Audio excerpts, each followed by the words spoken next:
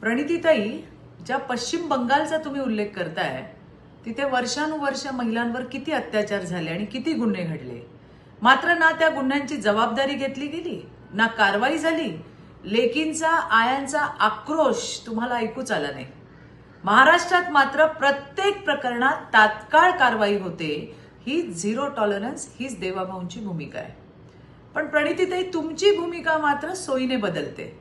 रात्री 9 नंतर बाहेर पडू नका सांगणाऱ्या तुमच्या दिदी अत्याचार करणाऱ्यांची पाठराखण करत होता तेव्हा तुम्ही गप्प होतात. बघा ताई, नसरापूरची घटना अत्यंत दुर्दैवी आहे. पण लक्षात घ्या, आरोपी आज पोलिसांच्या ताब्यात आहे आणि त्याला संविधानिक पद्धतीने कठोर शिक्षा म्हणजे फासावर लटकवल्याशिवाय देवाभाऊंच्या नेतृत्वातलं सरकार शांत बसणार नाही. त्या बाळाला न्याय देण्याची आमची लढाई सुरू आहे, पण तुम्हाला ते नाही करणार. महाविकास आघाडीच्या काळात तत्कालीन गृहमंत्र्यांनी काय काय केलं होतं ते जरा आठवा की. ताई, आज राज्यातील गुन्हेगार पकडले जात आहेत, लपवले जात नाहीयेत की त्यांच्यावर पांघरून सुद्धा घातलं जात नाहीये.